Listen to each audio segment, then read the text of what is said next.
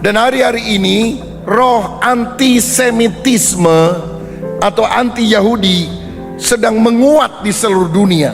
Dan memang jalannya begitu, setelah antisemitisme, antikris yang akan muncul. Dan hari-hari ini roh antisemitisme atau anti-Yahudi sedang menguat di seluruh dunia.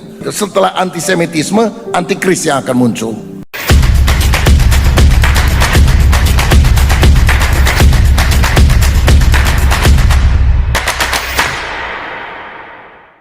Saya mau bertanya kepada saudara, kalau menurut saudara bangsa yang paling banyak dibenci oleh bangsa-bangsa lain bangsa apa? Bangsa Israel atau Yahudi? 6 juta orang Yahudi dibantai pada masa Holocaust di bawah Hitler, dan itu menimbulkan kengerian yang luar biasa. Indonesia juga aneh kalau menurut saya. Dijajah oleh Belanda, dijajah oleh Jepang, tapi yang dibenci bukan Belanda atau Jepang, yang dibenci Yahudi, saudara. Karena memang itulah yang terjadi. Bangsa Yahudi adalah bangsa yang paling dibenci banyak orang. Kenapa disebut antisemitisme? Karena ini adalah keturunan Sem, anti keturunan Sem. Nah, sebetulnya keturunan Sem itu yang ada di Timur Tengah ada 2. Sem, Ham, Yafet itu kan anaknya Nuh. Dari Sem muncul orang-orang di Timur Tengah, yaitu adalah orang Yahudi dan orang Arab. Dua-duanya keturunan Abraham, karena satu dari Ismail orang Arab, satu dari Ishak Yahudi. Tapi anehnya antisemitisme nggak benci Arab, yang benci Yahudi. Pada sama bapak leluhurnya. Kenapa hal ini terjadi? Saya percaya karena 2 faktor. Pertama, faktor spiritual. Kejadian 18, Allah pernah berjanji kepada Abraham bahwa melalui Abraham semua bangsa di muka bumi akan mendapatkan berkat. Dan berkat terutama adalah berkat keselamatan melalui Yesus yang lahir juga dari keturunan Abraham. Dan iblis mau menggagalkan rencana Allah itu, karena Roma 11 ayat 29 yang tadi kita baca, pada akhirnya Israel akan diselamatkan karena mereka percaya kepada Yesus di akhir zaman. Yang kedua, karena faktor geopolitik, terutama sejak mereka yang telah tersebar 1900 tahun ke berbagai bangsa di dunia, dihina dan kemudian dibantai di mana-mana, kembali ke tanah Kanaan yang sekarang disebut Palestina, dan mengumumkan kemerdekaan pada tanggal 14 Mei 1948. Dan sejak itu peperangan terjadi dengan negara-negara Arab yang ada di sana. Jadi satu keturunan Ismail, satu keturunan Ishak, satu Arab, satu Yahudi, selalu berperang. Karena apa, saudara? Memang tanah itu semula diduduki oleh orang-orang Yahudi Israel, tapi kemudian mereka kan sudah terserak-serak dari tahun 70 Masehi ketika Jenderal Titus dari Roma menghancurkan bait suci, membakar Yerusalem, dan orang Yahudi tersebar ke seluruh dunia. Abad ke-8, jadi kira-kira mungkin 800 tahun kemudian, 700-800 tahun kemudian, orang-orang Arab masuk. Dan orang-orang Arab kan tinggal lama di sana. Abad 20 balik lagi nih pemilik yang lama, maka berantemlah mereka. Yehezkiel, Zakaria pasal 12 berkata bahwa Yerusalem itu akan memusingkan seluruh dunia. Bangsa-bangsa akan menyerang Yerusalem, dan Yerusalem akan seperti batu yang diangkat oleh bangsa-bangsa, dan siapa yang mengangkatnya pasti akan terluka parah. Artinya tidak mungkin ada presiden, raja, pemerintah, bangsa yang bisa menyelesaikan konflik Timur Tengah, konflik Yerusalem. Itu kata Alkitab. Nah, saudara, kita tahu bahwa Israel adalah bangsa yang sering berperang, atau lebih tepat diperangi oleh bangsa-bangsa lain yang ada di sekitarnya. Lalu kemudian kalau namanya perang pasti ada korban di kedua belah pihak. Apakah kita setuju dengan semua tindakan Israel dalam pemerintahan masa kini? Jawaban saya tidak. Karena raja-raja zaman dahulu di dalam zaman Alkitab itu seringkali ditegur oleh nabi-nabi ketika mereka melanggar firman Tuhan. Jadi kita juga tidak bisa setuju dengan semua tindakan Israel jika mereka melanggar nilai kemanusiaan. Karena saya yakin Allah itu kasih, Allah itu cinta damai. Allah mengasihi semua bangsa. Bangsa Arab dia cintai, Palestina dia cintai, Iran dia cintai, tapi Yahudi juga dia cintai. Karena kita tidak boleh bersikap rasis. Sebab semua bangsa penciptanya siapa? Tuhan. Bukankah manusia adalah gambar Allah? Kalau boleh dibilang, manusia yang berbeda-beda warna kulit, budaya dan sebagainya ibarat lukisannya Tuhan. Lukisan yang berbeda tapi indah. Dan kalau kita merobek lukisannya berarti kita menghina sang penciptanya. Karena Tuhan yang menciptakan semua bangsa. Yesus cinta semua bangsa, semua bangsa di dunia. Kuning, hitam, putih, merah, semua Tuhan cinta. Tuhan cinta semua bangsa di dunia. Jadi Allah mengasihi semua bangsa, apapun bangsanya. Karena yang Tuhan lihat bukan sekedar pemerintahan yang terdiri dari sekelompok orang, yang dia lihat adalah bangsanya. Jadi kita bisa tidak setuju dengan tindakan-tindakan yang dilakukan oleh pemerintah Israel modern. Tapi kita harus ingat, Allah itu adalah Allah pencipta dan dia mencintai semua umat ciptaannya, apapun suku bangsanya. Setuju saudara? Di Indonesia juga, orang Jawa, orang Batak, orang Sunda, orang dari suku apapun, semuanya dicintai oleh Tuhan. Israel juga dicintai oleh Tuhan. Dan saya yakin menurut firman Tuhan, Israel berhak tinggal di tanah yang Tuhan berikan kepada Abraham. Karena Allah pernah janji kepada Abraham, Ishak, Yakub bahwa Kanaan itu menjadi tanah mereka, dan mereka pernah tinggal lama di sana. Catatan sejarah, lalu kemudian penggalian arkeologi, batu-batu peringatan, semuanya mencatat tentang hal itu. Dan kita ini nggak bisa melawan sejarah, nggak bisa menolak data-data ilmiah yang sudah diketemukan oleh begitu banyak sarjana, bahwa Israel itu bukan baru muncul 1948, dia sudah ada dari sejak Abraham, Ishak, Yakub yang menerima janji tanah tersebut. Bahkan Raja Daud pernah menjadikan Yerusalem ibu kota Israel kira-kira 3000 tahun yang lalu atau 1000 tahun sebelum Masehi. Jadi Israel tidak bisa dihapus dari peta dunia, karena Alkitab menyatakan bahwa bangsa ini memang ada, eksis, dan Tuhan pernah memberikan tanah perjanjian, yaitu di Kanaan. Saudara-saudara, jadi kini suka timbul pertanyaan, apakah Israel yang ada pada masa kini yang menduduki daerah di Palestina sama dengan Israel yang ada dalam Alkitab? Karena beberapa orang, terutama banyak di Indonesia, berpikiran mereka itu kaum Zionis yang berasal dari Eropa, banyak dari Eropa Timur, yang kemudian datang sebagai agresor, penjajah, yang mengaku-ngaku dirinya adalah Israel. Jadi mereka itu sebetulnya tidak ada kaitan dengan Israel dalam Alkitab. Tapi mereka orang kulit putih dan sebagainya, orang Eropa datang lalu ngaku-ngaku saya dulu keturunan Israel. Lalu mereka menjajah tanah tersebut. Itu sebabnya mengapa kalau konsep itu diterima, Indonesia tidak akan pernah mengakui kemerdekaan Israel, karena di dalam Undang-Undang Dasar 45 dikatakan bahwa kemerdekaan adalah hak segala bangsa, dan Indonesia membenci penjajahan. Dan kalau memang mereka adalah penjajah, maka kita semuanya harus berkata semua agresor harus keluar dari tanah yang telah didudukinya. Tapi masalahnya, benarkah pendapat itu? Kalau saya baca dalam Alkitab, tidak seperti itu, saudara. Karena apa?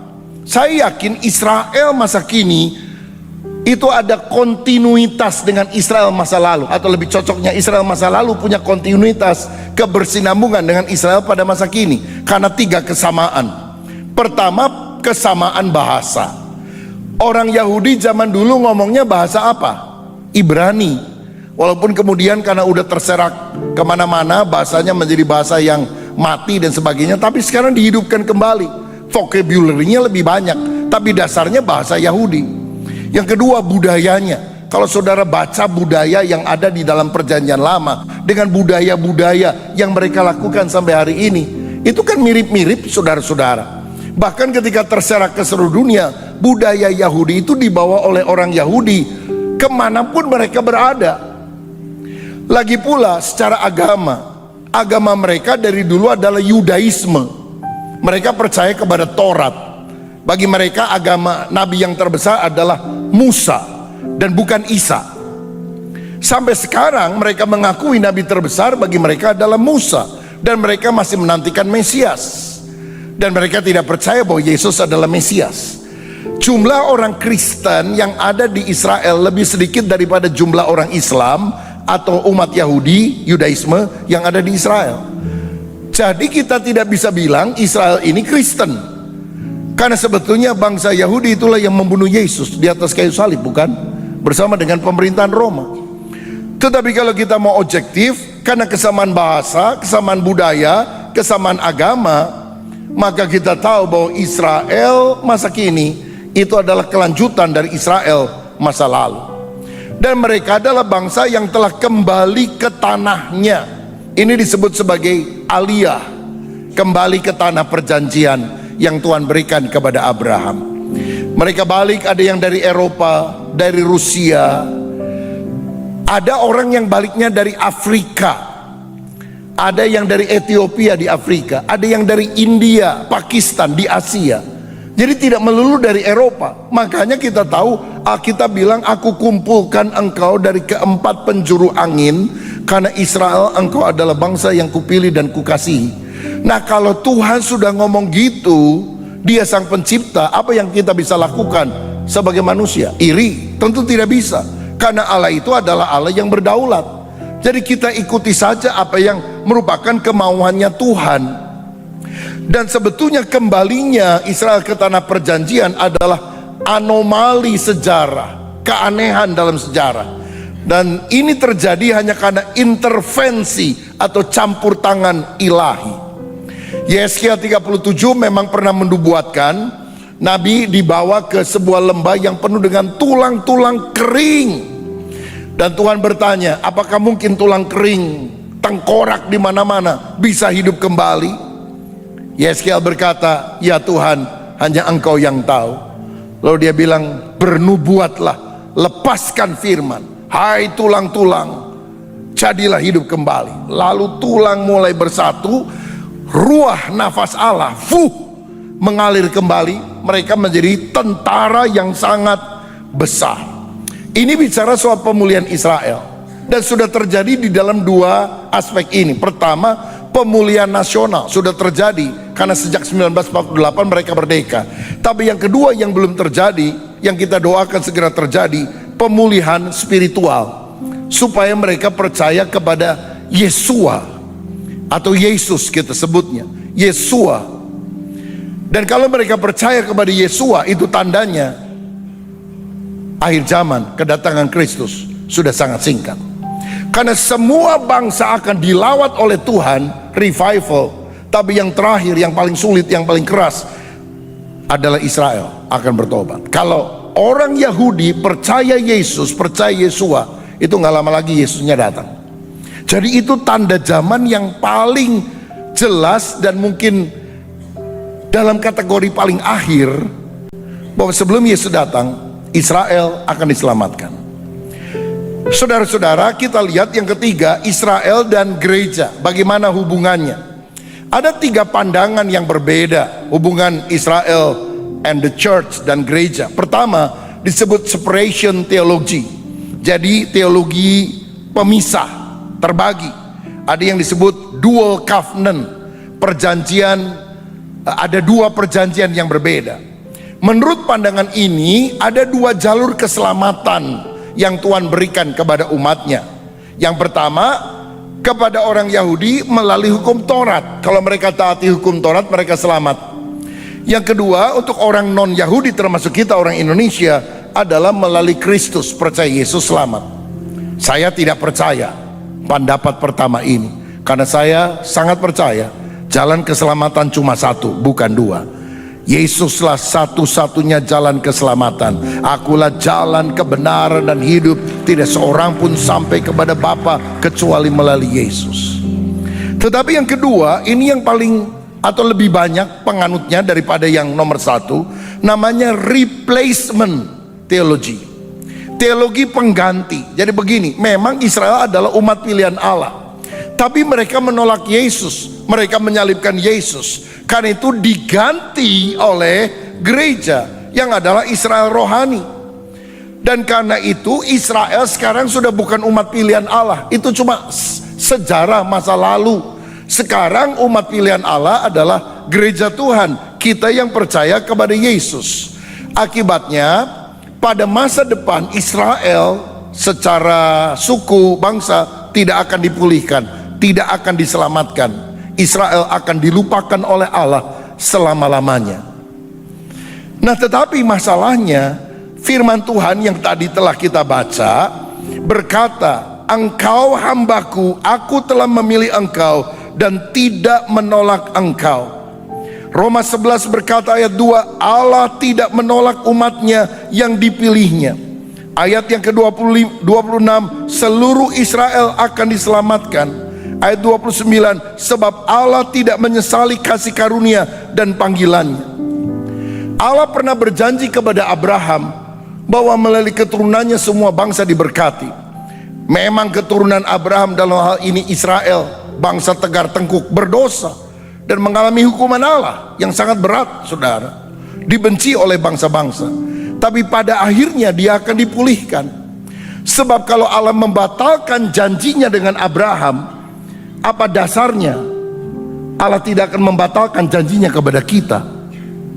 Kita akan hidup diselamatkan hanya karena percaya, bukan karena amal kita. Dan kita itu selamat karena janji Tuhan. Kalau engkau percaya kepada Yesus, kamu selamat. Kalau Allah batalkan janjinya kepada Israel, dia bisa batalkan janjinya kepada kita. Oh, betapa bahayanya, kita semua masuk neraka. Tapi bersyukur Allah kita bukan Allah yang ingkar janji. Dia akan menepati janjinya. Siapa yang percaya kepada Yesus akan selamat. Tapi sekaligus dia juga harus pegang janjinya kepada Abraham bahwa ada sisa Israel yang akan diselamatkan ketika mereka bertobat di akhir zaman. Maka saya lebih percaya pada pandangan yang ketiga, namanya remnant theology. Remnant artinya sisa. Pada akhir zaman akan ada sisa Israel yang bertobat dan percaya kepada Yesus. Kalau sekarang Benyamin Netanyahu, para pemimpin yang lain itu nggak ada yang percaya sama Yesus sebagai Tuhan dan Juru Selamat, saudara. Jadi kalau kita bilang bahwa Israel sekarang, Israel yang Alkitabiah, yang takut akan Allah, yang percaya kepada Yesus, enggak juga. Tapi nanti ada di antara mereka yang akan diselamatkan. Wahyu bicara tentang 144.000 orang Yahudi yang akan bertobat. 12.000 masing-masing dari setiap suku, kali 12 suku 144.000. Saya memandangnya sebagai sebuah simbolisme bahwa seluruh orang-orang yang telah dipilih Allah untuk selamat, bukan hanya dari bangsa-bangsa lain, tapi dari orang-orang Yahudi, nanti akan diselamatkan pada akhir zaman. Jadi akan ada sisa Israel yang percaya kepada Yesus, sehingga pada ujungnya Israel sebagai suku bangsa dan gereja non-Yahudi dari berbagai bangsa, kedua-duanya akan menjadi satu, diselamatkan di dalam Tuhan Yesus Kristus. Kita percaya Yesus adalah Mesias. Yahudi nggak percaya Yesus adalah Mesias, tapi menjelang akhir zaman mereka percaya ternyata Mesiasnya adalah Yesua. Yesua itu sebutan mereka untuk Yesus. Yesua dari Yehova Hosea, Allah itu penyelamat. Ya, kalau kita Yesus terpengaruh dari kata Yunani, saudara. Sedangkan mereka dari kata dari bahasa Ibrani lebih menyebutnya sebagai Yesua. Yesua atau Yesus itu sama saja. Seorang filsuf yang bernama Blaise Pascal pernah berkata, Israel adalah bukti keberadaan Tuhan yang paling nyata di bumi. Israel bukan sekedar negara, ia adalah nubuatan yang berjalan. Saudara, kalau kita baca Roma pasal yang ke-11, dijelaskan karena Israel mengeraskan hati dan menolak Yesus, maka bangsa-bangsa non-Yahudi termasuk kita diselamatkan. Tapi Allah tidak melupakan janjinya. Israel tidak ditolak selama-lamanya, karena kelak Israel pun akan diselamatkan. Gereja atau umat non-Yahudi adalah ibarat tunas liar yang dicangkokkan ke pohon zaitun asli, yaitu Israel. Tapi di akhir zaman keduanya akan menjadi satu umat di dalam Kristus. Kalau saudara lihat gambar yang bawah, itu akarnya itu tunas pohon zaitun adalah Israel, karena Yesus lahir dari antara orang Yahudi. Tapi kemudian adalah natural branches, jadi carang-carang yang asli itu dipatahkan karena mereka tidak percaya. Lalu digantikan oleh istilah Alkitab tunas liar, yaitu bangsa-bangsa non-Yahudi. Tetapi pada akhir zaman, the natural branches of Israel, jadi cabang asli yaitu Israel, akan percaya kepada Mesias. Sehingga akhirnya pohonnya satu, carang yang tidak percaya Israel yang menolak Yesus dibuang, diganti oleh bangsa-bangsa non-Yahudi. Tapi Yahudi juga akhirnya akan bertobat. Lalu satu pohon percaya kepada Mesias, namanya adalah Yesus. Dan kalau itu terjadi, kalau bangsa Yahudi percaya Yesus, itu gak lama lagi Yesus akan segera datang. Nah saudara-saudara, jadi kebenaran ketiga, saya menyadari dan memahami bahwa Israel adalah jam nubuat akhir zaman. Kalau saudara ingin tahu apakah Tuhan akan segera datang atau tidak, saya bilang lihat Israel. Jangan lihat China, jangan lihat Rusia, jangan lihat Amerika. Tapi Alkitab memberikan petunjuk jam dindingnya, di mana menuju jam 12:30 malam atau kedatangan Tuhan sudah singkat, Israel. Karena di dalam Matius 24 ayat 6 dan 7 berkata bahwa salah satu tanda zaman adalah kamu akan mendengar deru perang, bangsa akan bangkit melawan bangsa. Itu salah satu tanda zaman. Tapi orang bilang, perang dunia pertama terjadi juga orang bilang tanda zaman, nggak datang tuh Tuhan Yesus. Perang dunia kedua juga udah berlangsung, nggak datang juga Tuhan Yesus. Perang dunia pertama 1914, 1918. Perang dunia kedua 1939, 1945. Apakah Israel sudah muncul kembali sebagai sebuah bangsa? Belum. Karena dia baru muncul kembali, memerdekakan dirinya 14 Mei 1948, beberapa tahun setelah Perang Dunia Kedua. Dan Yesus sendiri di Bukit Zaitun pernah ngomong begini kepada murid-muridnya. Matius 24 ayat 32 dan 33. Tolong ayatnya. Matius 24 ayat 32 33. Tariklah pelajaran dari perumpamaan tentang pohon ara. Apabila ranting-rantingnya melembut dan mulai bertunas, kamu tahu bahwa musim panas sudah dekat.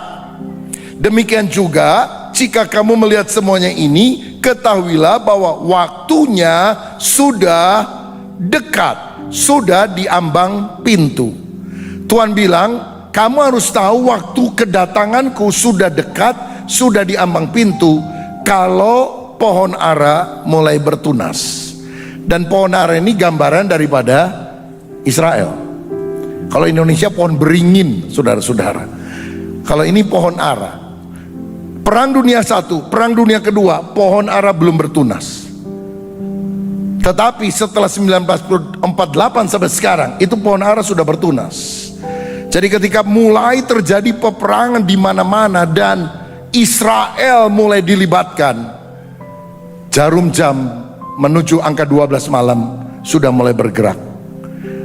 Israel menjadi penunjuk kedatangan Tuhan sudah semakin singkat, maka kita harus berjaga-jaga. Jadi walaupun ada peperangan antara Thailand dan Myanmar di perbatasan, itu bukan jam petunjuk bahwa Yesus akan datang. Rusia dan Ukraina pernah perang beberapa tahun yang lalu, belum beres sampai hari ini. Itu masih belum jarum petunjuk kedatangan Tuhan. Tapi kalau sudah Israel masuk, kita harus lebih banyak berjaga dan berdoa. Karena Tuhan bilang, kalau pohon ara mulai bertunas, musim panas sudah dekat. Jadi perang Israel lawan Hamas 2023 yang lalu, perang Israel lawan Iran 2024, 25 dan Februari 2026 kemarin, itu merupakan pendahuluan dari perang dunia yang akan datang, yang akan terdiri dari dua perang utama ini. Waktunya kita belum tahu. Saya berdoa begini, setelah perang Israel melawan Iran sekarang, masih ada masa kemurahan, entah berapa tahun, berapa puluh tahun, itu tergantung kedaulatannya Tuhan. Kita hanya meminta hal tersebut. Baru kemudian muncul perang yang namanya Gog dan Magog. Sebab kalau semua unsur itu sudah perang sekarang, wah udah terjadi nih. Perang dunia pertama, perang dunia ketiga itu akan terjadi dalam nama dua perang besar ini. Yang pertama namanya perang Gog dan Magog, di mana kerajaan-kerajaan utara dari Israel dan kerajaan-kerajaan selatan dari Israel menurut Yesaya 38 dan 39 akan menjepit Israel. Saudara sekalian, utara bicara tentang Rusia dan sekutunya, termasuk Afrika yang ada di selatan. Jadi negara-negara Rusia dan sekutunya, negara-negara Arab dan negara Afrika itu akan menjepit Israel.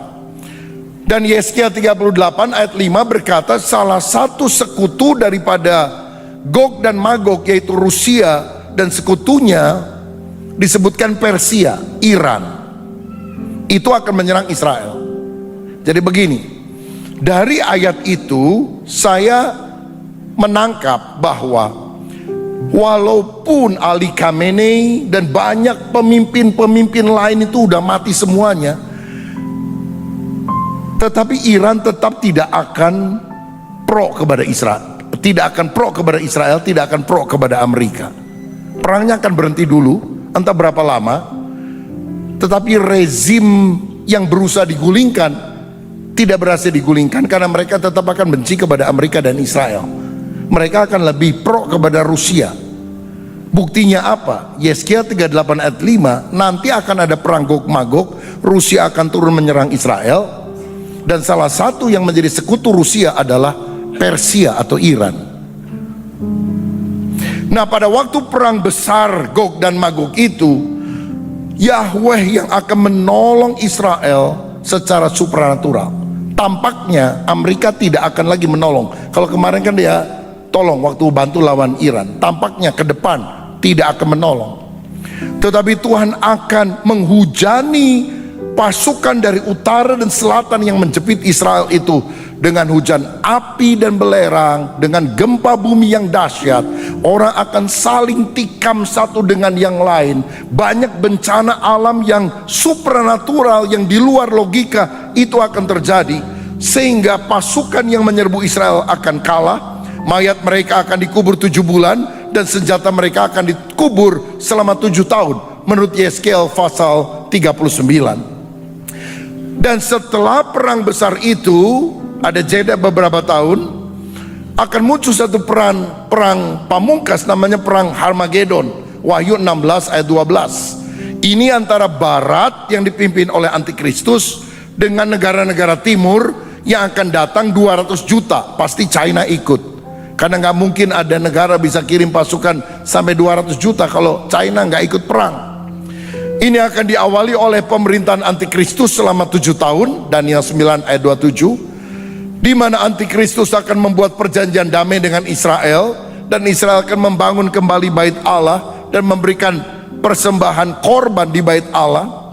Tetapi kemudian antikris membatalkan perjanjian itu dan mengangkat dirinya sebagai Allah. Orang yang tidak mau menyembah antikris sebagai Allah akan dibunuh, dan akan banyak orang-orang mati. Tetapi sebelum kebinasaan terjadi atas dunia dengan hujan nuklir dan sebagainya yang sudah sangat parah, Kristus datang menyelamatkan bumi dari kebinasaan. Zakaria pasal 14 ayat 4 berkata, dia akan berjejak kakinya di Bukit Zaitun di depan kota Yerusalem. Maka perang Harmagedon akan berakhir. Lalu antikristus dan nabi palsu akan dilemparkan ke dalam lautan api, yaitu neraka. Mereka lah penghuni neraka yang pertama. Bahkan setan belum dicampakkan masuk ke dalam neraka abadi, antikris dan nabi palsu yang mendahuluinya. Lalu menurut Matius 25 akan ada pengadilan bangsa-bangsa. Semua bangsa akan diadili. Lalu Tuhan akan membagi, menurut Matius 25, ada bangsa yang masuk kategori domba, yaitu yang percaya kepada Yesus, yang mendukung umat Allah. Dan ada yang masuk sebagai kategori kambing, yaitu yang benci kepada umat Allah. Kriteria bangsa jadi bangsa domba atau kambing adalah perlakuan kepada saudara Yesus yang paling hina. Apa yang kamu lakukan kepada saudaraku yang paling hina, kata Yesus, engkau melakukannya bagiku. Dan siapa saudara Yesus yang paling hina, paling malang dalam kesengsaraannya? Israel dan juga gereja Tuhan. Karena kita tahu gereja di mana-mana seperti Nigeria dan sebagainya, itu hari-hari orang dibantai oleh Boko Haram dan sebagainya.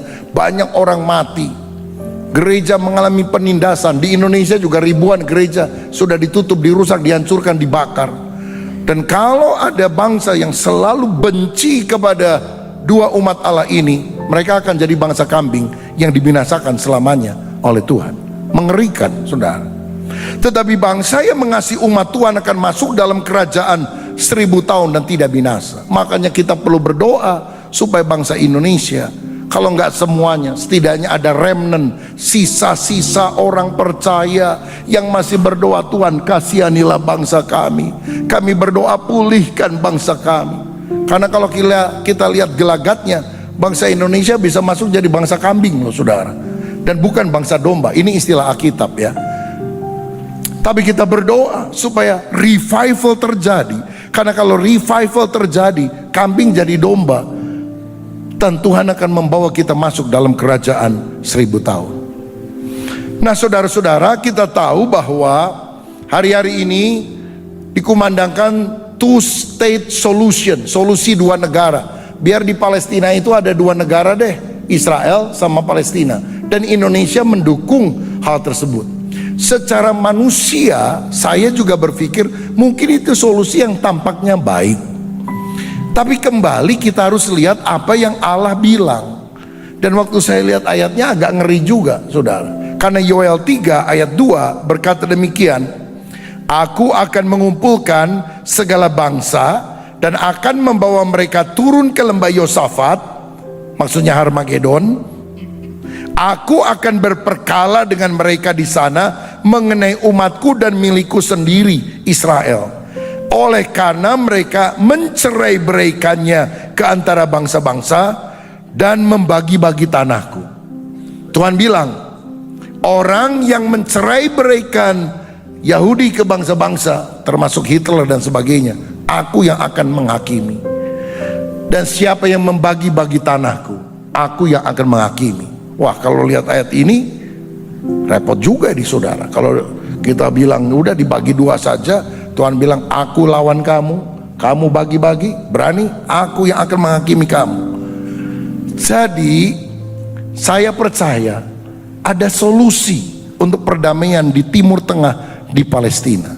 Solusinya apa? Ini nggak masuk akal, banyak orang akan menolak, tapi saya percaya solusi satu-satunya, harapan satu-satunya, damai sejahtera ada di Palestina.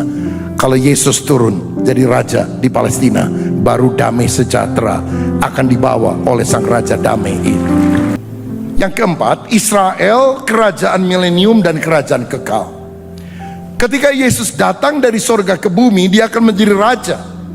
Dan dia akan mendirikan kerajaan namanya kerajaan 1000 tahun damai.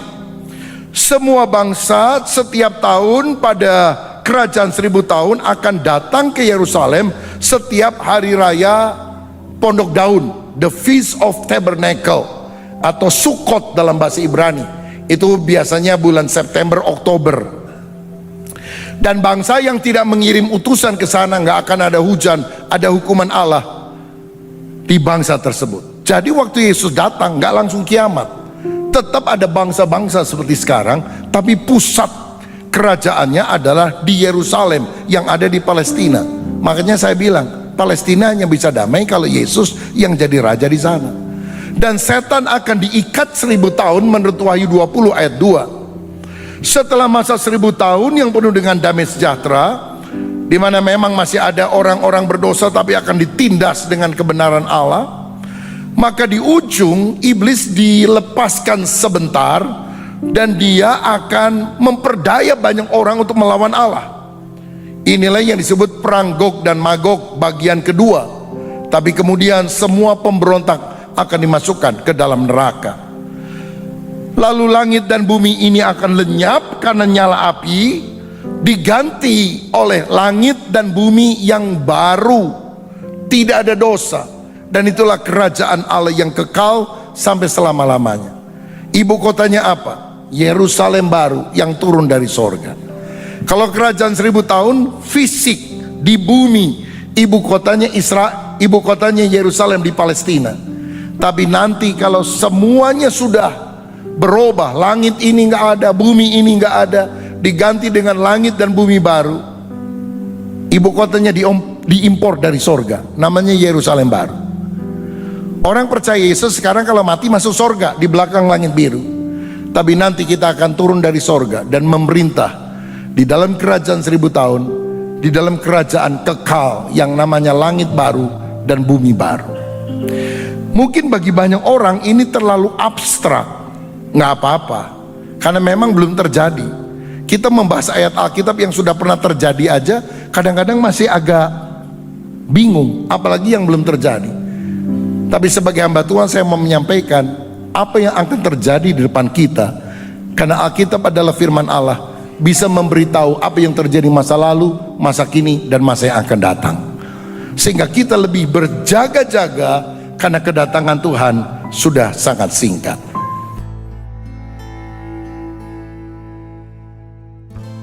Terima kasih saudaraku sudah mendengarkan penjelasan hambanya.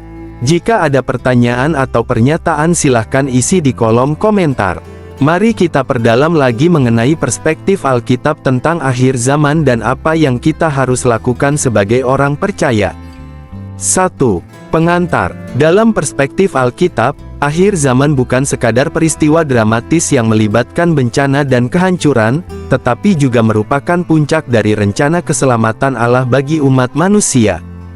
Kitab suci memberikan wawasan yang mendalam tentang apa yang akan terjadi pada akhir zaman, mulai dari tanda-tanda kedatangan Kristus yang kedua hingga penghakiman terakhir dan pemulihan segala sesuatu.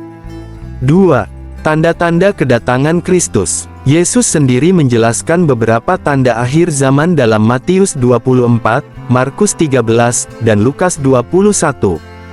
Tanda-tanda ini meliputi gempa bumi, peperangan, kelaparan, penyakit, dan penyesatan oleh nabi-nabi palsu.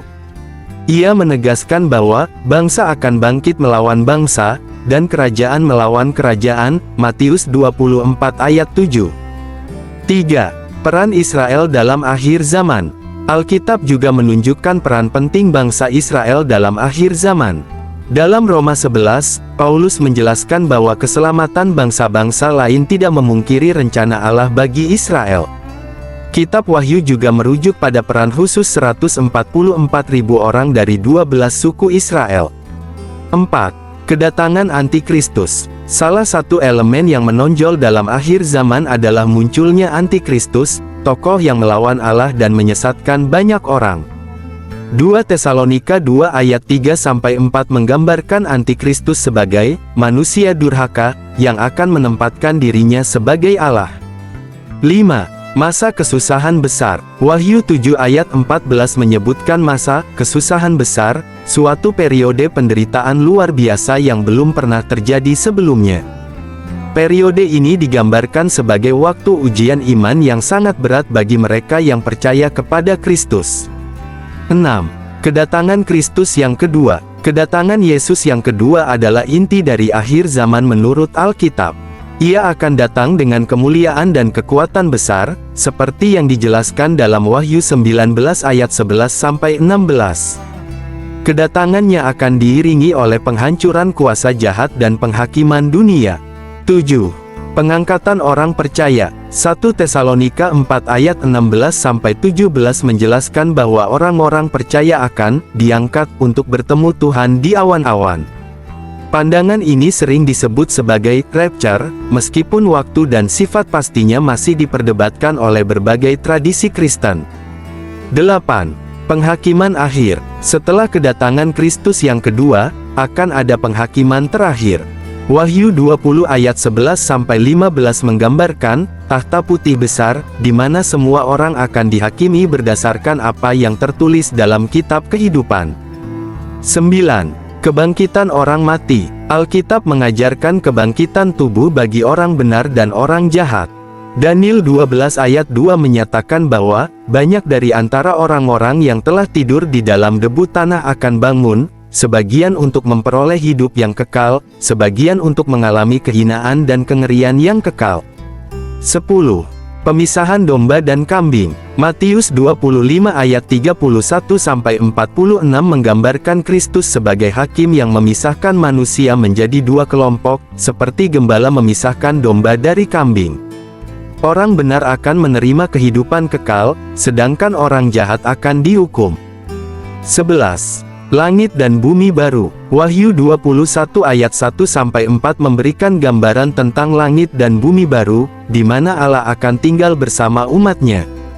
Tidak ada lagi kematian, penderitaan, atau air mata. Ini adalah pemulihan sempurna dari ciptaan yang telah rusak oleh dosa. 12. Kota Yerusalem baru. Yerusalem baru disebut sebagai tempat tinggal umat Allah di langit dan bumi yang baru.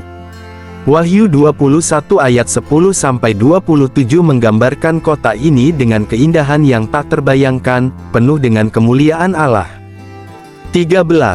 Kehancuran setan dan kematian. Setan akan dilemparkan ke dalam lautan api bersama dengan antikristus dan nabi palsu. Wahyu 20 ayat 10.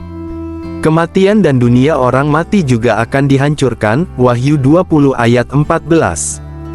14. Janji kehidupan kekal. Bagi mereka yang percaya kepada Kristus, akhir zaman adalah awal dari kehidupan kekal. Yohanes 3 ayat 16 menyatakan bahwa, barang siapa yang percaya kepadanya tidak akan binasa, melainkan beroleh hidup yang kekal. 15.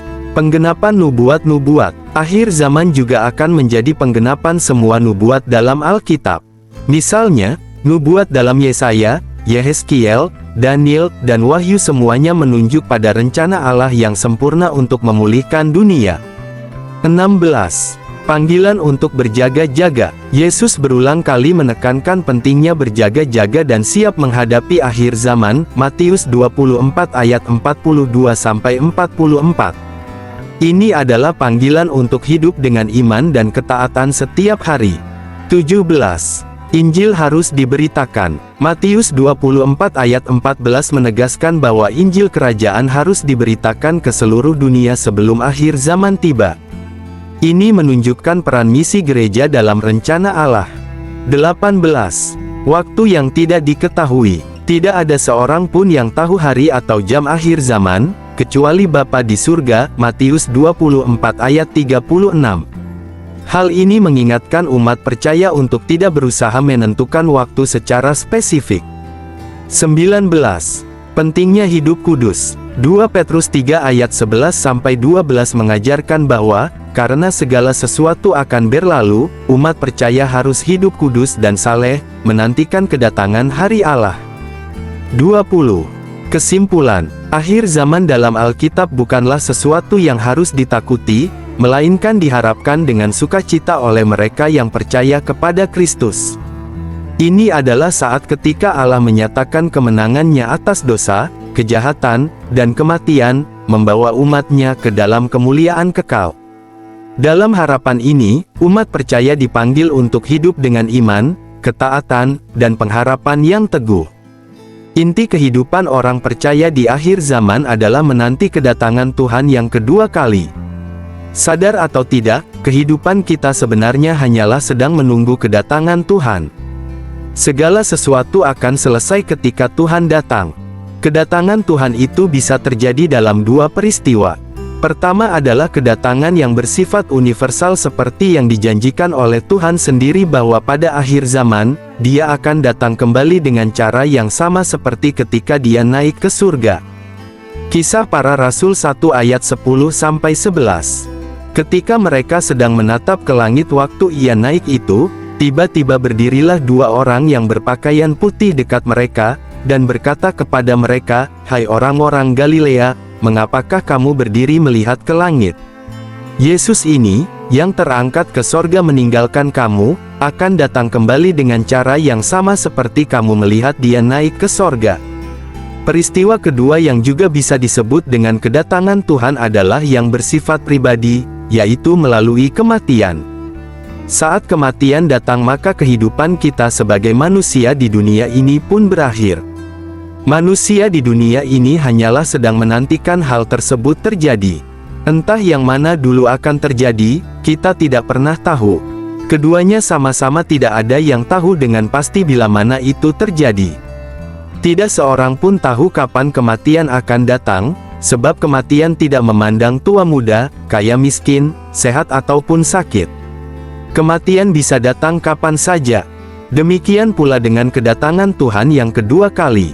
Tidak ada yang tahu pasti kapan itu akan terjadi. Bagian kita hanyalah mempersiapkan diri sebaik mungkin agar ketika itu terjadi kita siap. Sayangnya menantikan kedatangan Tuhan merupakan suatu hal yang kerap kali dilupakan, kerap kali dipandang tidak penting dan kerap kali justru dihindari. Apa yang saudara pikirkan ketika mendengar tentang kedatangan Tuhan? Sesuatu yang biasa saja, sesuatu yang membahagiakan, sesuatu yang dirindukan atau justru tidak terpikirkan sama sekali? Menanti atau menunggu terlihat merupakan suatu hal yang biasa saja dan sederhana. Namun ternyata tidak mudah untuk menantikan suatu hal. Tuhan Yesus sendiri menegaskan melalui sebuah perumpamaan tentang gadis-gadis bijaksana dan gadis-gadis bodoh bahwa menunggu itu tidak mudah. Perlu persiapan yang matang dan perlu berjaga-jaga agar tidak tertidur. Di bagian lain dari firman Tuhan, Rasul Petrus pun memberikan suatu nasihat tentang bagaimana murid Tuhan seharusnya menantikan hari Tuhan itu.